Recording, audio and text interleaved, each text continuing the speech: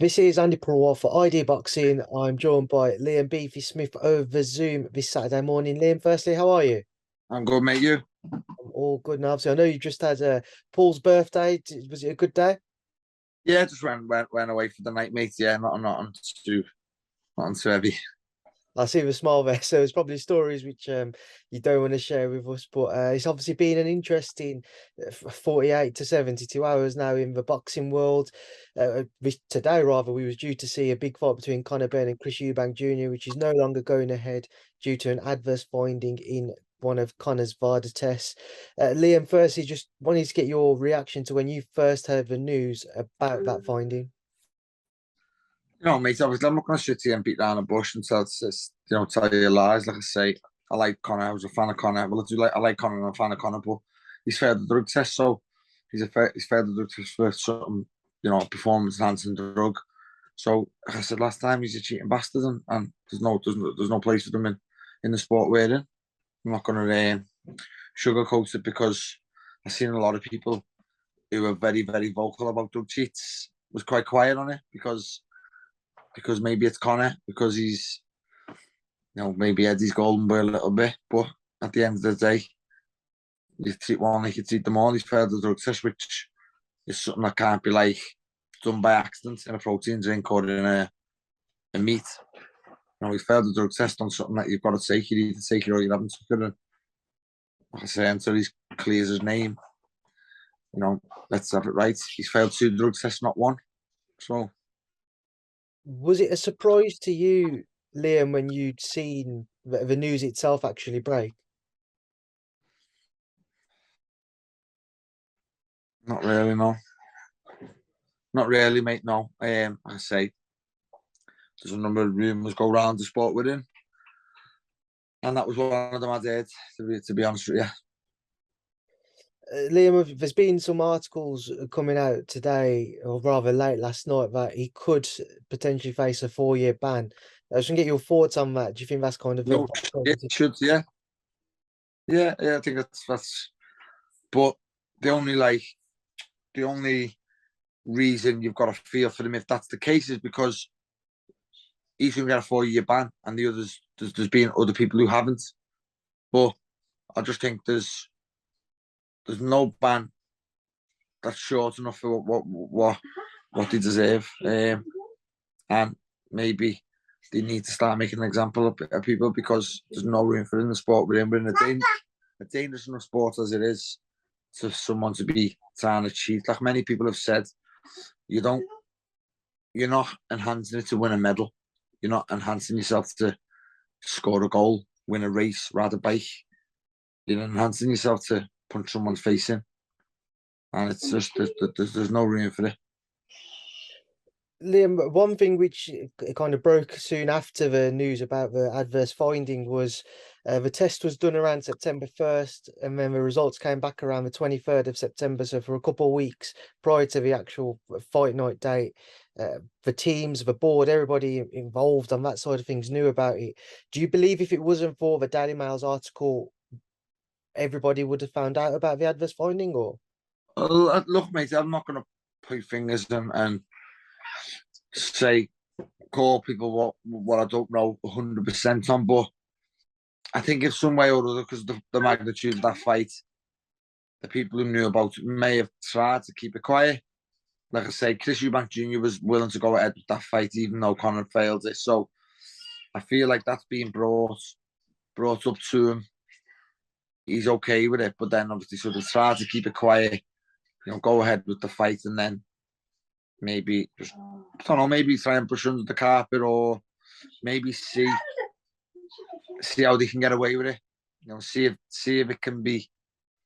See if it can be like misled with a protein drink or a meat or something like that. But I believe that the drug itself can't be found in anything. You've got to have took that. So I say we all know, you especially obviously as a fighter, know how dangerous the sport can be when you step between the ropes. When you kind of consider seniors' concerns about Junior making weight, he knew about it all along. But you believe Senior knew about it? 100%. He knew about it when Junior knew about it. So whenever it's come out on on their part before the Daily Mail thing. I think seniors knew about it when he's released all that stuff 3 weeks, 4 weeks ago.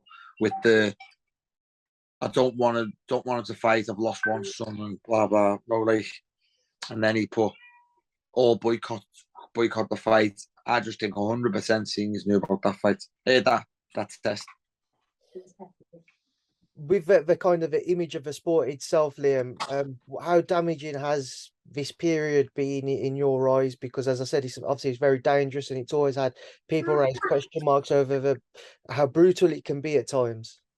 Yeah, but I just think I'm glad they done the right decision regarding that. Look, we all wanted to see the fight. We all wanted that fight to go ahead. There's not running telly tonight, or there's no show to go to, in a sense that the magnitude of the fight they wanted to see. But for boxing in the long run, that fight had to be cancelled. How can you fail a drug test to come out, a week before the fight and the fight still go ahead? It would have been. It would just give the green light for everybody to do it and chance it, and the people who want to have that edge, it gives them the green light to try and give themselves the edge with the drugs that are not allowed in our sport, and then hopefully, the people like that will just think, well, Conor Benn got away with it, so I can. I'll still fight, still get paid, and I'll face a little bit of the consequences after the fight. Liam, do you think that this fight will be revisited in the near future, or? Well, we'll find out more in the next couple of weeks, or months, whatever it may be, because I'm pretty sure if Conor Benn gets a 4-year ban or a 2-year ban, this fight will never happen. So obviously, it all depends on what punishment Conor gets. How much of a surprise was it to you, Liam? Kind of, there was still a big push to get this fight on up until the statement from Eddie and Calla.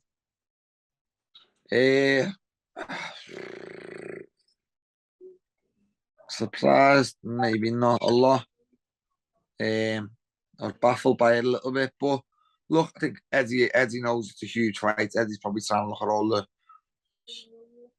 all the innocent points in it. Maybe, obviously, Eddie's trying. Well, he's maybe innocent until the B sample comes back and all that, all that stuff, which 99.999% of the, whatever it may be, the B sample is the same as the A. That's been well documented. It's the same. It's the same. It's the same piss split into two containers. But Calla's probably wants the fight to go ahead because he's on Eubank's side, and Eubank's okay with it. So Calla's made up he's okay with it because Calla's on a percentage out of this fight because he's with Eubank.